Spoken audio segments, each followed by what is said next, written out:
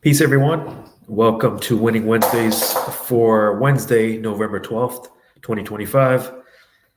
Today we are live on StreamYard, YouTube, and X. So we welcome everyone across the different platforms.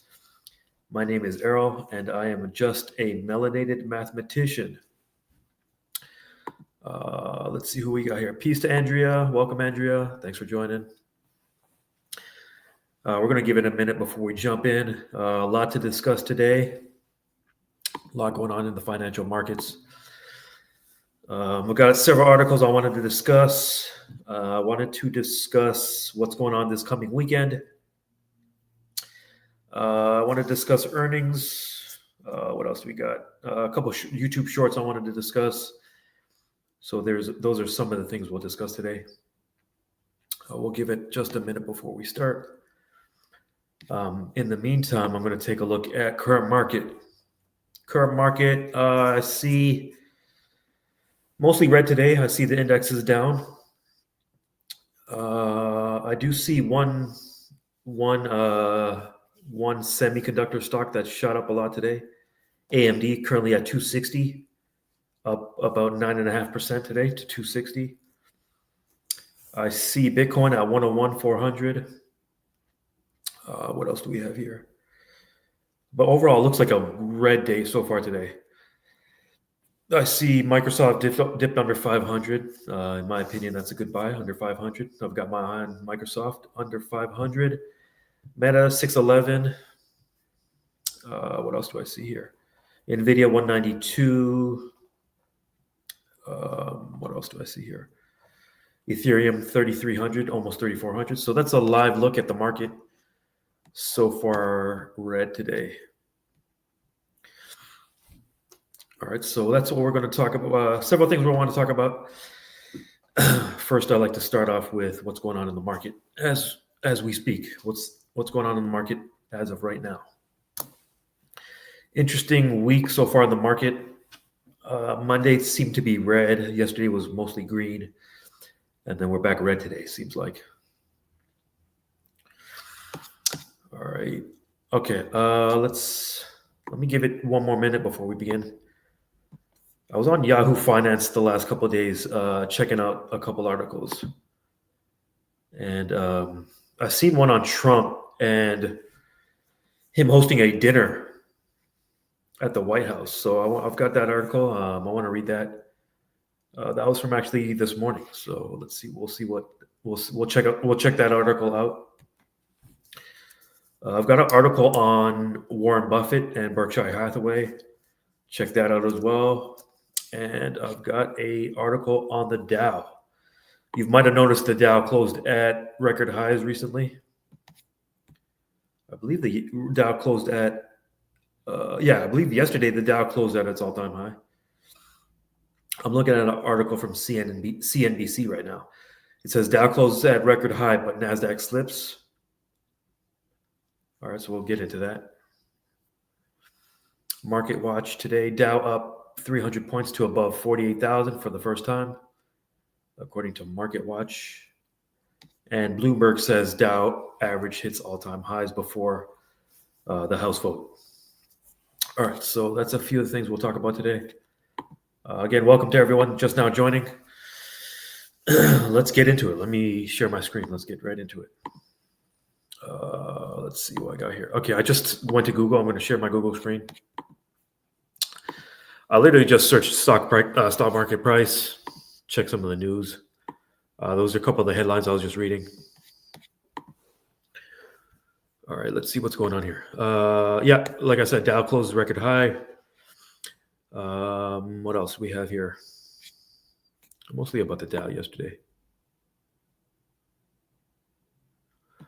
This is from 2 hours ago. This is an interesting headline right here from investing.com. What will matter to Tesla's stock price over the next 6 to 12 months? Business Insider says, Investors Business Daily, says dreaded AI bust is here, wipes out 1.1 trillion in stock value from yesterday. Barron's, why the stock is down after earnings beat expectations. Circle stock they're talking about there. All right, so that's some of the headlines as of 12:05 p.m. Eastern. Let me stop sharing that one. And let me get right into the first article I want to talk about. I saw this on Monday, I believe. Yeah, an article regarding Warren Buffett. Let's see what it says here. All right, let me scroll up just a little bit. Warren Buffett, I'm going quiet. Now, this is from Monday. Warren Buffett, in his annual message as CEO of Berkshire Hathaway to shareholders, a tradition dating back to 1965, said that he will be going quiet after he steps down at the end of the year, but the 95-year-old is not going away just yet. Let's see. Buffett will no longer write the message atop the company's annual report, but he will continue to deliver annual Thanksgiving message, and he will step up his philanthropy, giving away the $149 billion in Berkshire Hathaway stock he continues to hold.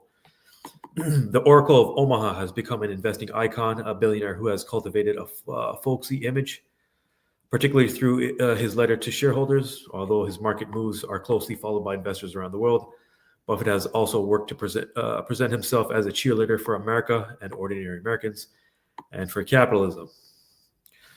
He's being replaced by Greg Abel next year. Abel, 63, is the vice chair of non-insurance operations of Berkshire and was designated as Buffett's successor 4 years ago. Okay, Buffett once again praised his successor, writing that he has more than met the high expectations I had for him when I first thought he should be Berkshire's next CEO. Buffett also gave an update on his health, admitting that to his surprise, I generally feel good, though I move slowly and read with increasing difficulty. I am at the office 5 days a week, where I work with wonderful people. Okay, so let's see here.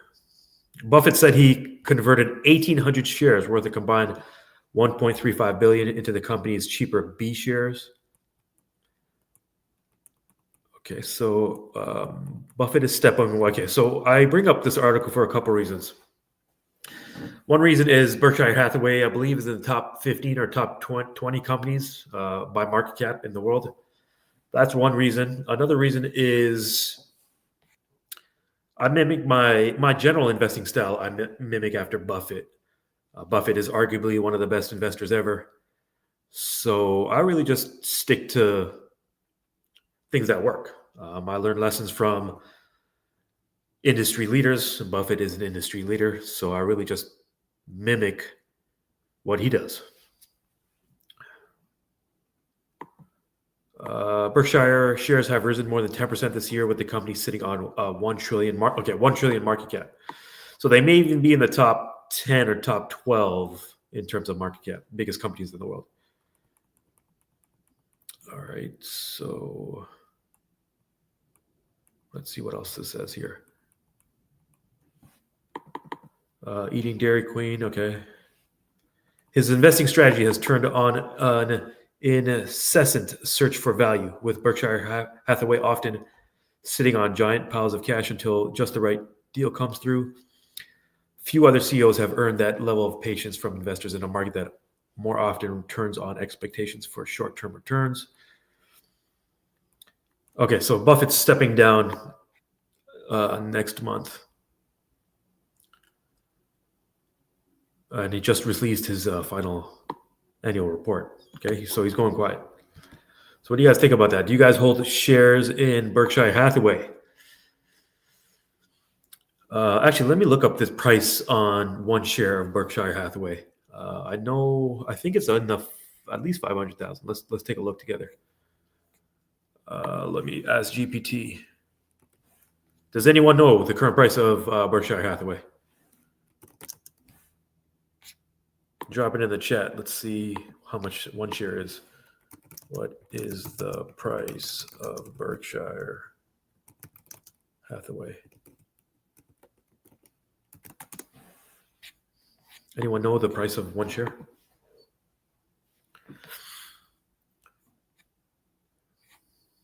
Let me see if I can. Let me see if I look at my GPT. Okay, so $750,000. Let me show you. Let me stop that one. Let me share GPT here. Let's see here. If I can get my text straight. Okay. This one. Let me make sure. Okay, here it is. Okay, so $750,000, $750,089.55. Okay, $750,000 for 1 share. Okay, $750,000. Okay, so that's the A. That's BRKA. And then this one, $500 for the B shares. Okay, approximately $750,000 there, approximately 500 per share there. Okay, so $750,000 for 1 share of Berkshire Hathaway, Class A. All right, let's check. Okay, so let's check the 5-day. About 1.6% in the last 5 days. About that same percentage return in the last month. 6 months down about 2%. Year to date, 11%. 1 year, 6, almost 7. 5 years, 116, and all time 980% return all time. Okay, so that's where Berkshire Hathaway currently sits. All right. Let me see here. Let me stop sharing that. Okay. That was the first article I wanted to share. Now, speaking of Buffett,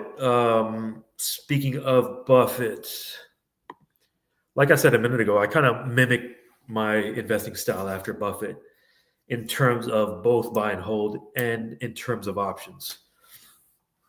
So actually, I'm going to actually not deep dive, but I'm going to speak more on Buffett's option strategy this weekend. I'm going to actually host a 2-day training. A 2-day options training starting this Saturday at noon Eastern. Actually, you know what? I'm going to actually review some of that right now before I forget. Let's see here. Let me share my screen. Yes. Okay. So let me stop sharing that one and let me share this one. Those of you that are interested in options, let me share this with you. B1 Options Blueprint Weekend starting this Saturday. Okay, here's the landing page for the training. Let's go over this right quick. From foundations to financial freedom. The B1 Options Blueprint Weekend from foundations to financial freedom. Okay. I don't know. Let me see if I can make this a little bit bigger. Okay, hosted by myself, Errol. This Saturday and Sunday, 12 p.m. to 3 p.m. Eastern. This will be online. So you can read about some of the background on this class. 2 days, options selling. Okay, options selling will be the focus. Let's see what else we got here. Okay, who this training is for. Actually, you know what I'm going to do? I'm going to drop this link in the chat if you guys are interested in this. Let me see if I can do that. Okay, so there it is in the comment section. If you guys are interested in this is the page I'm looking at currently. Okay, so we outline who this training is for: beginners, everyday investors, entrepreneurs, and professionals, seasoned traders. Okay, looking to level up.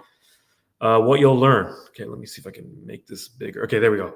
What you'll learn. Okay, let's review what I'm going to talk about each day. Okay, the first day, my plan is to review the basics. Okay, basic terminology, some of the basic skills we need.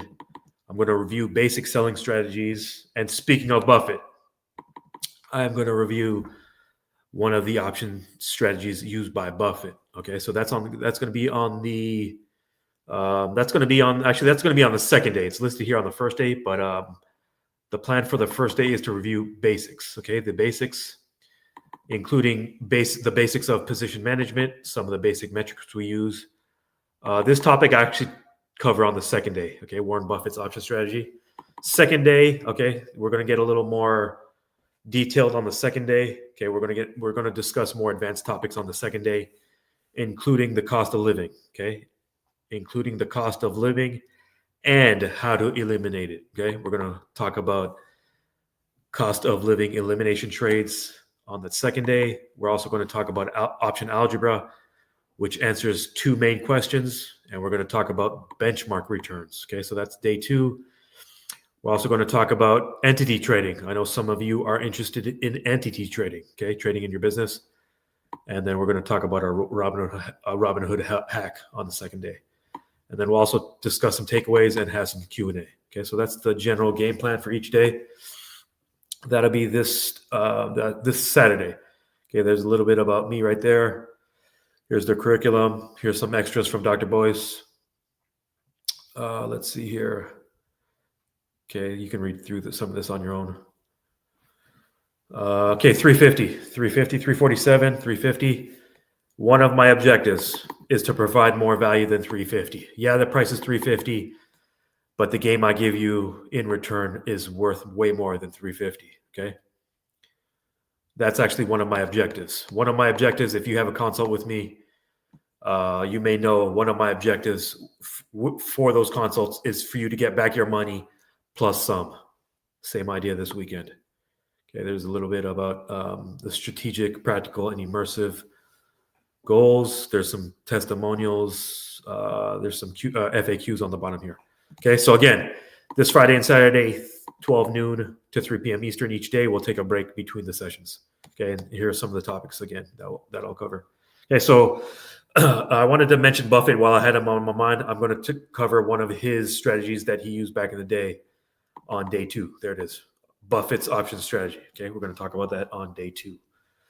All right, so checking out this weekend, those of you interested in options, those of you that have some experience already, those of you looking to level up, this weekend we'll have an options training, okay? An options training. All right, so that's this weekend. While I have Buffett on my mind, consider joining that training. It's going to be, I purposely will bring some fire content this weekend. All right, let's get back to the business at hand. Let's see here. Okay, before we get into any other articles, I wanted to talk about earnings. I checked this chart earlier this week or over this past weekend, but I didn't really notice any major companies reporting earnings this week. Back on Monday, Rigetti, CoreWeave, Space Mobile, Plug. Yesterday, Oklo After Hours. Oklo yesterday. This morning, Circle. Later today, Cisco. Okay, nothing major this week. Tomorrow morning, Disney, Gambling.com, JD.com, Applied Materials tomorrow after hours. Okay, nothing major. So, but that's a snapshot of this week's earnings, okay? Do you guys hold any shares of these companies? Let me see. Let me think about if I own any shares of these companies. I do not. Nope. I do not own any shares of these companies. Okay, Disney tomorrow morning. Okay, so that's a summary of this week's earnings right there. Okay. All right, earnings. Let's see what else we got. Let's go to YouTube. I like YouTube a lot. Let's check out YouTube. There's a couple of interesting shorts I saw the other day. Let's see what we got here. This is Yahoo Finance's YouTube short section. SoftBank, I believe they're selling some NVIDIA shares yesterday. AMD there. What else do we have? Okay, short on the government shutdown. What else do we have here? Got Wall Street Trapper talking about tariffs. Palantir defies odds with $4 billion run rate. All right, let's check this. I saw this headline yesterday on Yahoo Finance. Let's check out the short. SoftBank selling its stake in NVIDIA for $5.80 billion. And the SoftBank said this has nothing to do with necessarily NVIDIA itself. It's more of a financing measure. CFO saying that this provides investment opportunities for its shareholders and also helps it maintain that financial strength. SoftBank for me is less of a warning sign and is more of a victory lap for SoftBank. I mean, they've traditionally done private investments. I don't see any demand destruction occurring across the space. All the chip makers and then all the Mag 7, the hyperscalers, increasing their CapEx for data centers. So to me, that points to stronger demand. The key question is, does that translate into profits at the end of the day for these big hyperscalers? And that's still to be determined with this model kind of playing itself out. SoftBank selling its stake in NVIDIA for $5.80 billion. SoftBank said this has selling their NVIDIA holdings. Okay, what do you guys think about that? Is that going to affect your investing strategy? This short right here, data centers are 47% of AMD's business.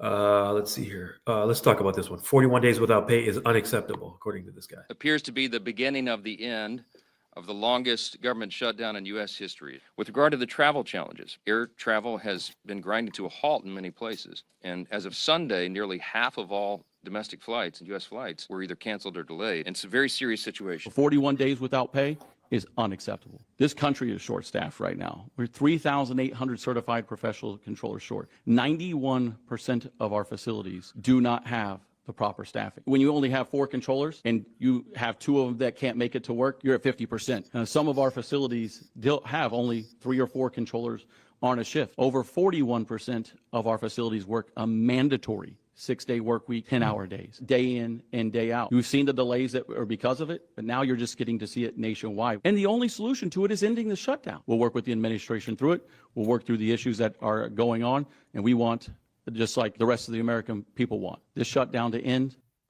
Have you guys traveled recently? Did you guys notice any disruption to your travel plans? I was traveling this past weekend, and I felt it firsthand. I was actually lucky to get to my destination. My flight was delayed this past weekend. I'm thankful to get back. I was thankful to get back because several flights before my flight was canceled. So I'm actually. How do you guys feel about that? Did you guys travel recently?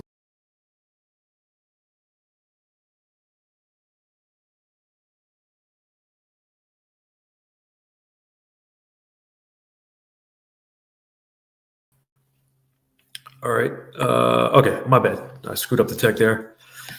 How do you guys feel about that? Did you guys feel the impact of the travel disruption?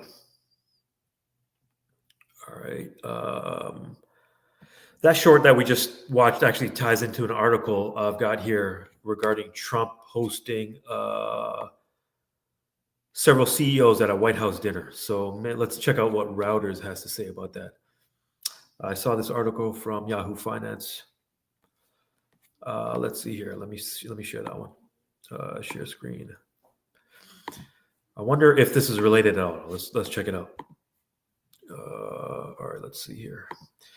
From Reuters, Trump to host J.P. Morgan's Diamond, other Wall Street CEOs at White House dinner. All right, let's see what this article. This is from this morning.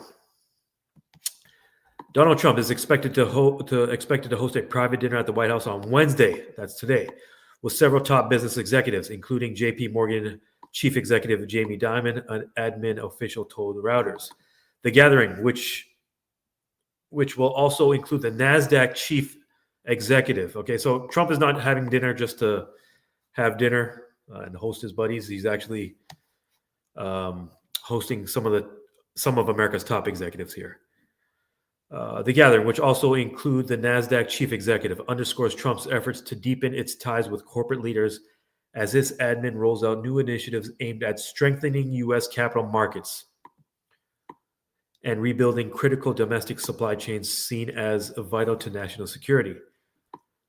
J.P. Morgan, the nation's largest bank, has announced a decade-long $1.5 trillion investment program aimed at industries central to U.S. national security and economic resilience, including the supply chain. Those of you that work in supply chain, and manufacturing. Okay, this directly speaks to you. Defense and aerospace. This directly speaks to you.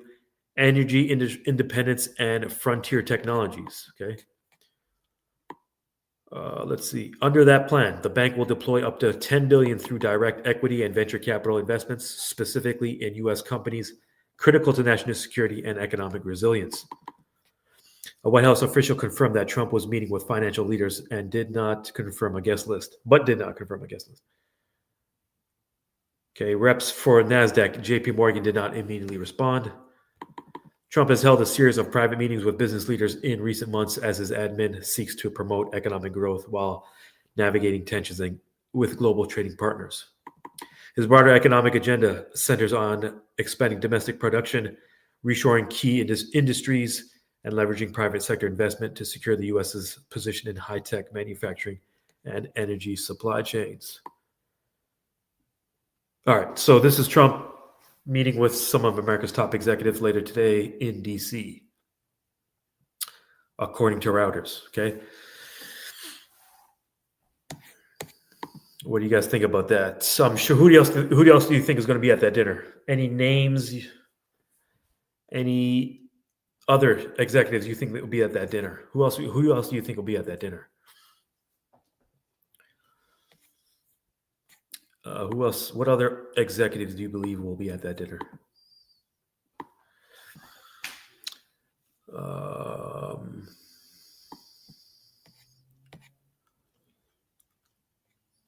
All right, so that's a Reuters article. Let's see here.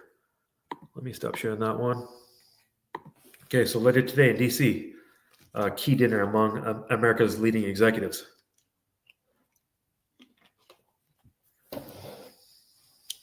According to Reuters. All right, let's check some live headlines. Let's go to CNN Business and let's check some live headlines.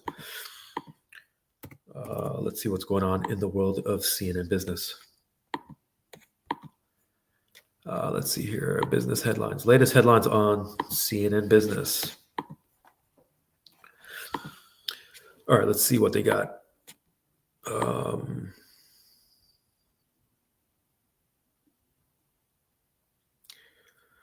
You might have heard this earlier this week or over the weekend. Trump just floated a 50-year mortgage. Is that a good idea?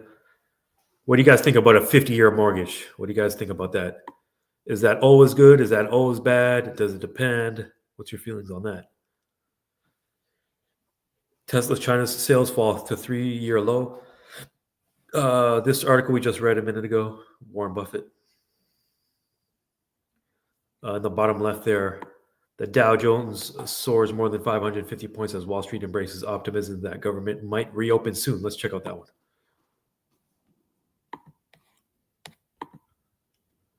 All right, let's see here. The Dow surged higher on Tuesday, bolstering by optimism that the U.S. government shutdown might come to an end this week. The Dow gained 559 points or 1.18% and closed at a record high of 47,927. The broader S&P gained that much.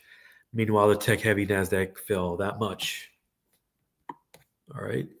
Stocks were mostly higher Tuesday after the Senate on Monday approved a funding measure to end the government shutdown. The bill now heads to the House for approval before being sent to President Trump's desk.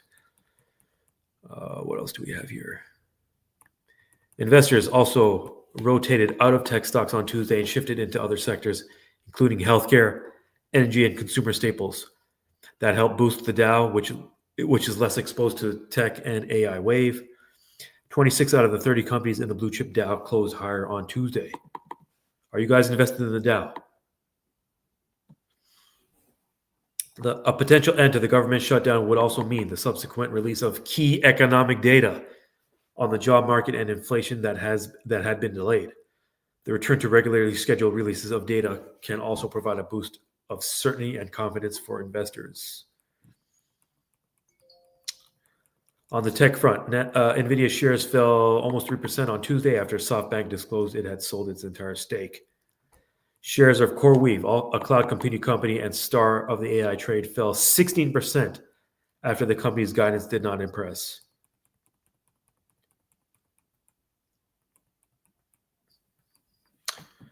CNN's Fear and Greed Index hovered in fear after trading in extreme fear last week, while the Nasdaq pulled back on Tuesday.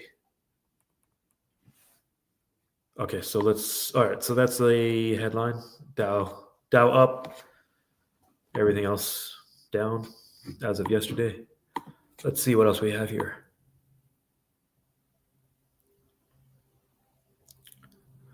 Visa and MasterCard might have a deal to lower merchant fees. Your rewards card could get hit.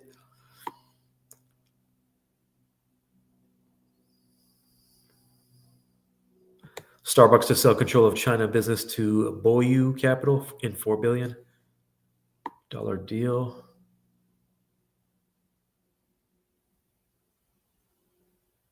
All right, so this is a live look at some of the headlines on CNN Business.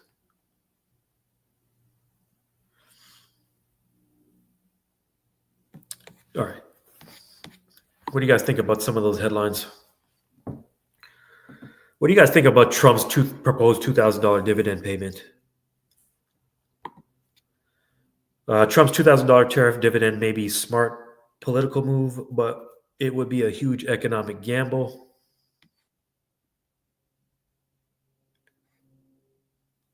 A seismic shift in computing is on the horizon, and it's not AI. Let's check out that one.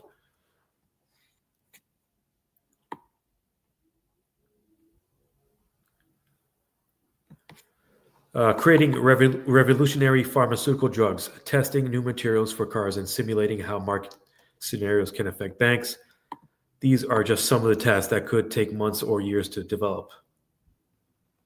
But what if that time frame could be cut down to minutes or hours? That's the promise behind quantum computing, a field that has been studied for decades and has garnered increased interest and investments from tech giants and startups alike. On Wednesday, IBM revealed its new experimental Loon processor and Nighthawk quantum computing chip, which can perform more complex computations than its predecessor. The past 2 years have seen quantum-related announcements from Google, Microsoft, and other tech companies. Quantum computing could potentially lead to a 1.3 trillion increase in value across certain industries by 2035. Experts believe quantum computing could lead to breakthrough in fields like cryptography. Those of you that have studied math know about cryptography, finance, science, and transportation. Says the tech could solve problems in minutes or hours that would typically take non-quantum standard computers thousands of years.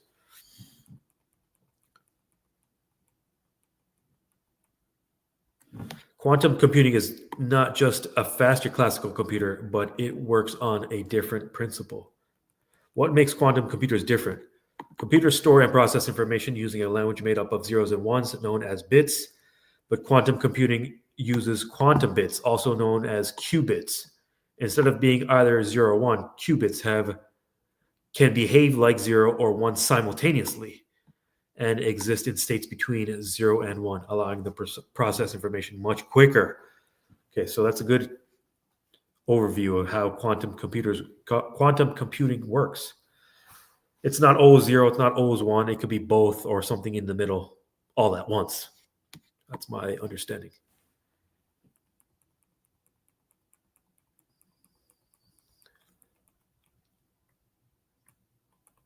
But don't expect quantum computers to replace your laptop or smartphone. Instead, these types of computers are ideal for solving big picture problems involving chemistry and mathematics, making them potentially game-changing in areas such as health, environmental studies, finance, material science, and cryptography. I remember studying cryptography over 20 years ago. Very interesting field. Very interesting field. Let's see what else we have here. Quantum computing can be hugely influential when it comes to cryptography and cybersecurity, since it can be used to break codes used to protect data. Okay, so we were just talking about an article that mentioned security, national security. So it seems quantum computing and national security are related. Here we go, the race to crack. There you go, the race to crack quantum computing. But the industry has a wave of challenges to overcome before quantum computing can solve modern dilemmas. For example, qubits are extremely fragile, making them very susceptible to external factors like changes in temperature or light. This is let's see what this is. An IBM researcher holds the wafer, or the slice of silicon used to create processors and chips for the company's Loon experimental quantum processor. So look at the size of that. Now, I'm thinking in the future it's going to be, 1/10 of that or 1/100th of that size. Let's see here. There are still some ways to go.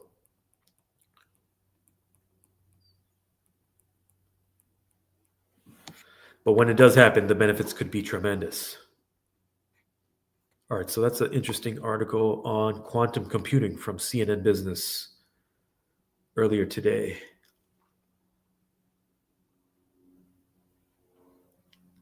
A seismic shift in computing is on the horizon, and it's not AI. So what do you guys think about that? Quantum computing on the way, if not already here. All right, so that was CNN Business. What do you guys think about that? Let me check some comments. Let's check some comments. I know I'm missing a lot of comments. Let's see what we got. Okay, I dropped the link to this weekend's option trading in the chat there. Let's see. Let's see. Andrea says, oh my God, Nick, shout out Nick. Does someone in the chat have the research on the companies in that supply chain we should focus on? Does someone in the chat have the research on the companies in the supply chain we should focus on? Okay, shout out Nick.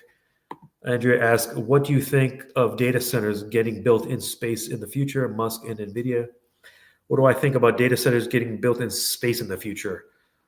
Well, this is just my 2 cents. Before we think about getting data centers built in space, I think they're having some issues building data centers right here in the US. So they need to sort that out before they get into building data centers in the space. Well, I'm sure it's only a matter of time, right? Once they do establish best practices for data centers here in the US, I think the next step is, I think it's inevitable. It's only a matter of time. That's my quick thought. Let's see here. Mag 7 leaders. Okay, Mag 7 leaders. Yep. Huge news, from Nicholas. Oh yeah. The dinner meeting, we're talking about Trump and some of the who were Jamie Dimon and the Nasdaq chief executive. Let's see here. Oh, Andrea. We're talking about the proposed 50-year loans, 15-year car loans. What do you guys think about 15-year car loans? What do you guys think about 20 or 30-year car loans? Is that a good idea? Math isn't mathing. What tariff dividends? Math is not mathing, according to Andrea. Nicholas says, data center building business supply chain. Data center building business supply chain. Does someone in the chat have research on the companies that supply chain we should focus on? What are some of the biggest supply chain companies? Don't quote me on this, but the first couple companies that come to mind are Amazon, FedEx, UPS. So maybe those are three there. Look at those three. Or maybe we look up those ones right now. Or maybe we ask the AI. How about that? How about we ask the AI? Let's just go to the AI and ask the AI, what are the biggest companies in the supply chain? How about that? Let me share my screen. Stop sharing that one and share my. Let's ask Grok. Where's my Grok here? Let me get Grok up and then I'll share my screen here. Let's look it up together. Share Grok AI. There you go. Okay. Hopefully you can see that. I'm gonna make it a little bit bigger. All right, there we go. Okay, I'll literally just ask the AI, what are the largest supply chain companies. I should ask it. What are the largest publicly traded?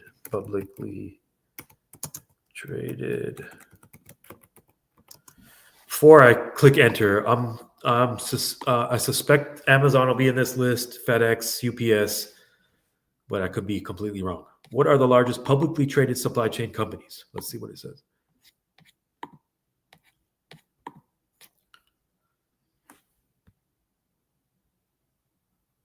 Let's see if it gives us an answer here. Okay, UPS there. Okay, take a look at UPS. FedEx, number 2. I've never heard of this company. But of course, check out this ticker, FDX, UPS. What else do we have? DSV. Okay, that's Denmark. Okay, those are in Europe. Okay, these two are U.S. companies, right? UPS, FedEx. Let's see what else here. A couple of European companies. Okay, so this one, NASDAQ, this is another American company, CHRW, CH Robinson Worldwide, XP. Okay, this one, I forgot this one. XPO Logistics. I see their trucks driving on the street. XPO Logistics, ticker symbol XPO. So there's some right there. Ticker symbol XPO, ticker symbol CHRW, UPS and FedEx. Let's see, what else do they have? Okay, so they don't mention Amazon here. Okay, so there's a starting point for you. XPO, I forgot about them. XPO, CHRW. There's some Asian and European companies. UPS, okay, we use UPS and FedEx, FDX, okay.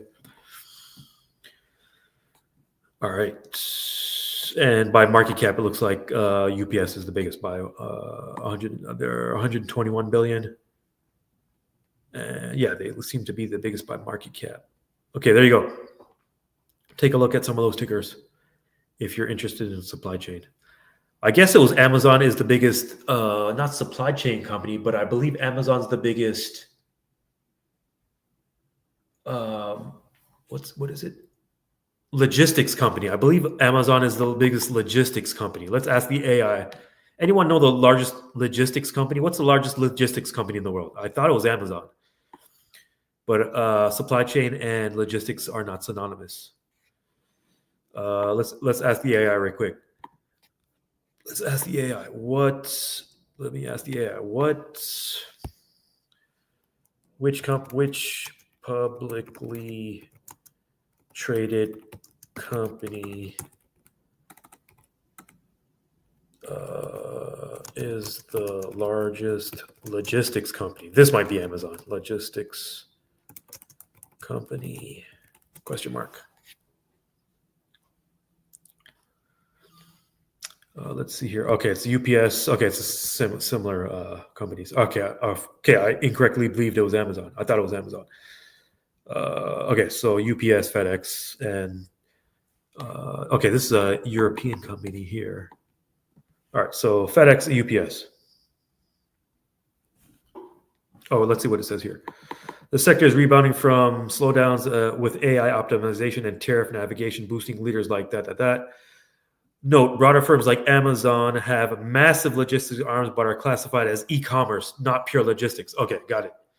Okay, so it makes a clarification right there. Amazon's more considered a e-commerce business, but they do have a logistics arm. Got it. Okay, so they're not strictly logistics. All right, so that's according to AI.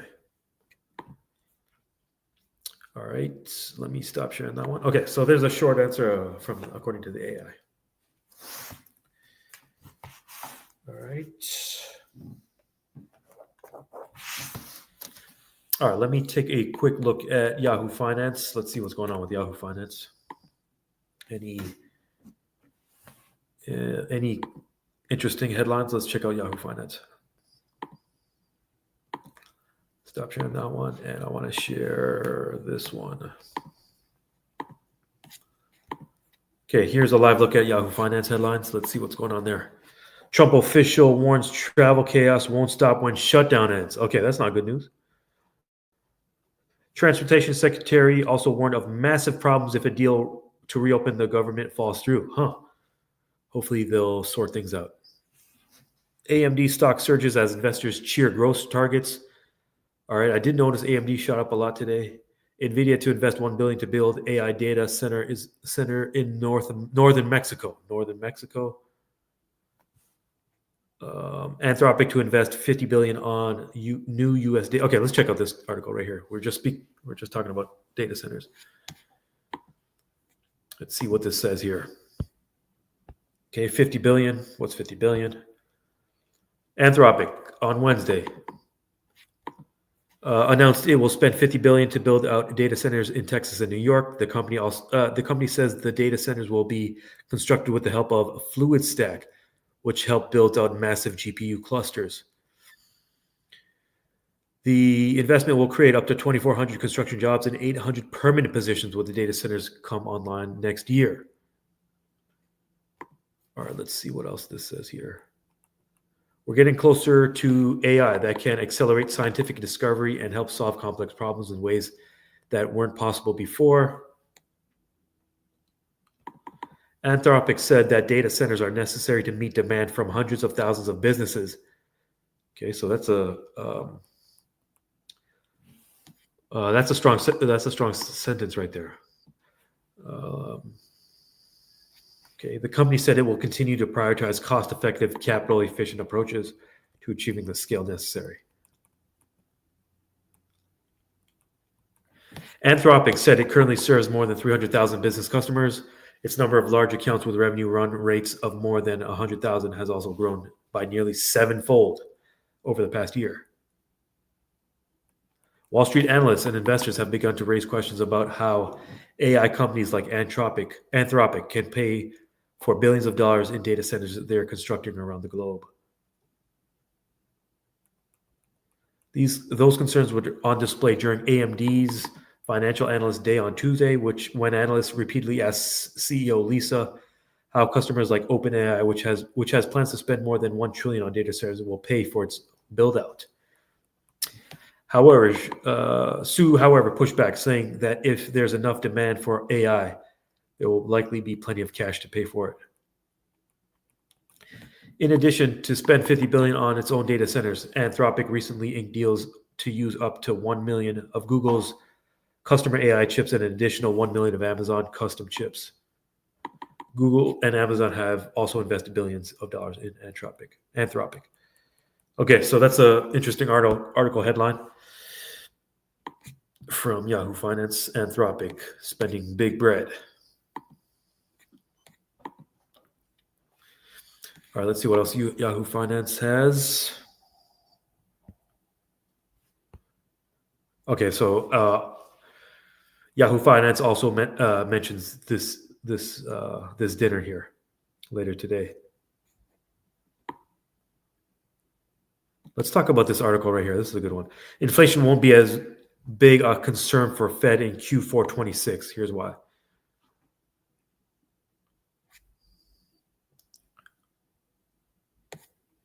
Let's see if we can read it. Is it just a video? Let's see.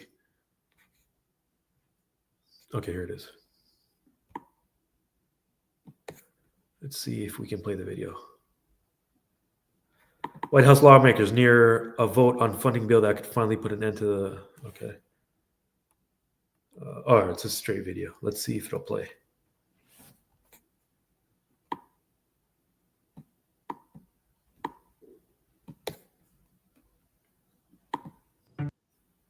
Again? So congested. You need Sinex from Vicks. Sinex targets congestion at the source and starts working on contacts so you can breathe freely. Just Sinex, breathe. What is... Wow. Sinex, breathe. Well, the government shutdown poised to come to an end, but it still left the Fed without key insights into the economy. That could potentially derail hopes for a December cut. And according to the Wall Street Journal, there's a big divide within the Fed. Joining us now, Andrew Cizorowski, Morgan Stanley Senior Fixed Income Portfolio Manager. Andrew, thanks for being here. Thanks for having me. So the debate within the Fed, of course, is the labor market more of a risk or is inflation more of a risk? And right now, we don't have the hard data to back it up. And I know you and your team are tilting more towards labor being that risk. Talk to us about why. Yeah, look, it's tough for the Fed right now when they're missing on the inflation side of their mandate to be so concerned about the labor market that they have to cut rates more aggressively. But our view is that when you look at the labor market, it's been weakening. Every kind of alternative labor data piece that we've gotten over the last couple months has been trending weaker and weaker. And inflation, it's tough to have sustainable inflation if you have a weakening labor market. This isn't 2022. In 2022, we had 7-8% wage gains. Those companies could pass along those higher prices of goods.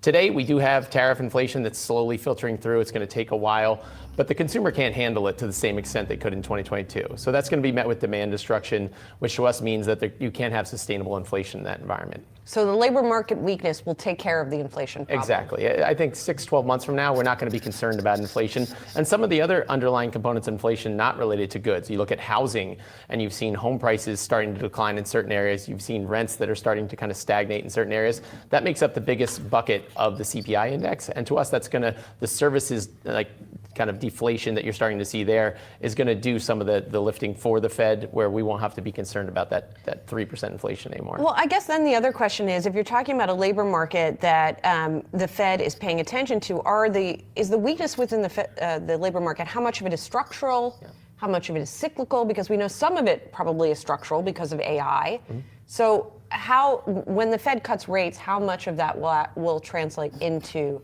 an improving job market? That's a great question. And some of it's structural because of AI. Some of it's structural because we have kind of a change in immigration policy where you don't need 150,000 jobs a month to keep up with the growing labor force participation.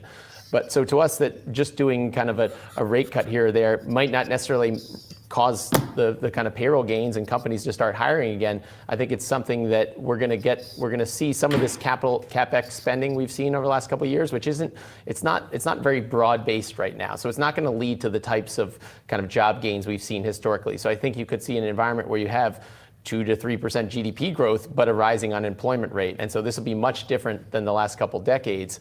And so the Fed could be kind of pushing on a string, but there's I think the Fed's going to want to go from a neutral policy to a stimulated policy to try to get some of that breadth included in the kind of payroll market.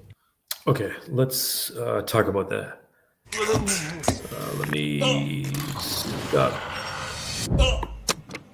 Let me pause this video here. Okay.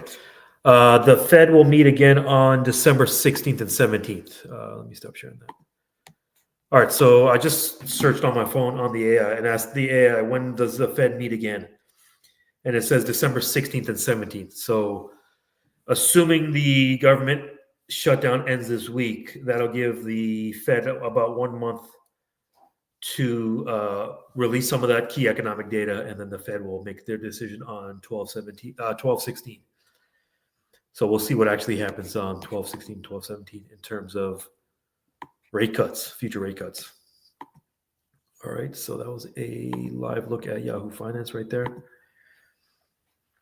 So what do you guys think about inflation? Now, inflation I think is about 3%, but maybe in reality it's maybe higher than 3%. I've seen a couple of CPAs I talked to say it's as high as about 6%. The Fed may say it's about 3%, but in reality, it's maybe closer to 5 or 6%. So what do you guys think about that?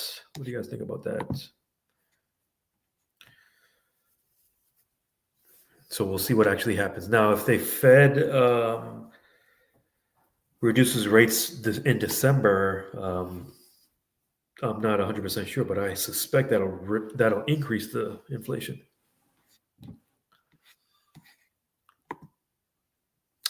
All right, let's see. Okay, so I'm looking at Yahoo Finance again. Circle plunges on concerns over falling interest rates. I can't read.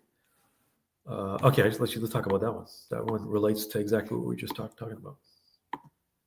Share screen.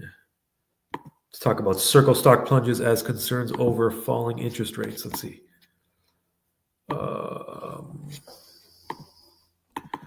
Overshadow strong revenue and earnings growth. All right, Circle stock dropped more than 10% as. Okay, hold on. Let me pause this video right here.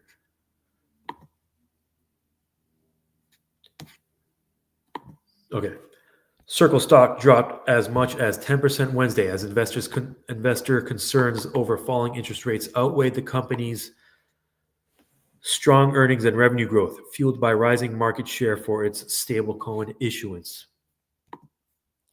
Circle reported roughly $740 million in total revenue and reserve income in its third quarter. As the second largest stablecoin issuer, Circle posted adjusting earnings of 64 cents per share, well above analysts' expectations of 20 cents. Circle generates most of its revenue from interest paid on assets backing its stablecoin, primarily short-term T-bills. Management noted the company's reserves return rate fell 96 basis points. Wall Street has begun anticipating as the Fed began cutting interest rates this year. On Wednesday, Circle CFO Jeremy Fox-Geen pushed back against concerns that the company's main source of revenue could be squeezed amid expectations for falling interest rates next year. We're already in a rate-cutting cycle, and through that cycle, we are delivering sustained growth.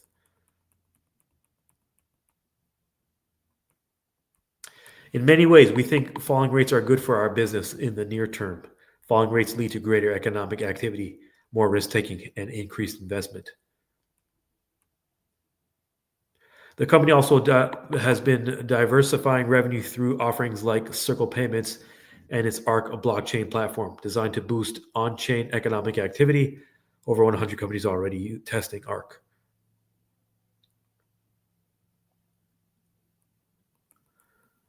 Okay, so for anyone that holds shares in Circle, this pertains to you. Since its blockbuster IPO debut in June, Circle shares are up more than 180% as landmark legislation passed earlier this year paved the way for stablecoin adoption. The stock, however, remains roughly 60% below all-time highs reached over the summer. Okay, so that's what's going on with Circle right there. Do you guys own Circle? Do you guys hold any shares in Circle? Let's see here. My guy Nicholas says rates are coming down. Trump has made it clear that it will happen one way. Yes, Trump wants these rates down, it seems.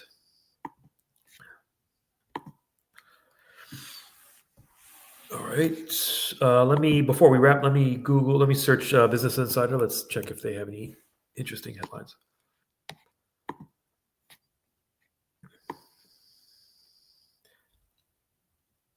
Okay, actually, the first. Let me share this. The first headline is very interesting. Let's talk about it. Stop and then share. What do you guys think about this headline?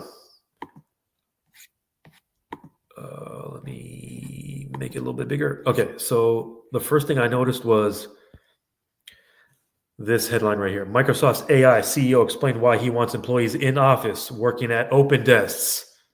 Let's check that one.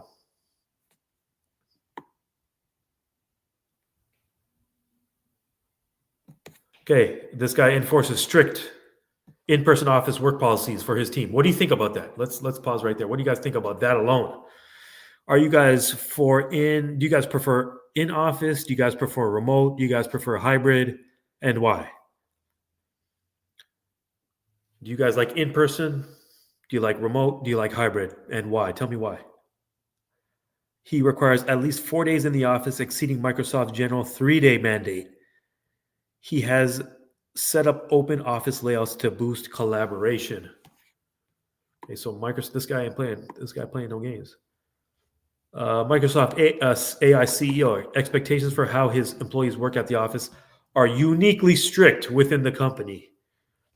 This guy requires employees to work from the office more than it is standard at the company and generally prefers to have open floor plans. A polarizing concept at Microsoft and in engineering in general. I very much believe in in-person working culture. We've been defragmenting our culture and trying to concentrate. Microsoft recently announced a new return to office mandate requiring most employees working in office at least 3 days a week starting January 26. He's mandating 4 days. What do you guys think about that? Which mode of work do you prefer? Which method of work do you prefer? He's not a fan of traditional offices with doors that employees can keep closed. In one of his office setups, he has neighborhoods with 20 to 30 open desks placed relatively close together. Much better for collaboration. The AI executive has also has a penchant for hanging in Silicon Valley.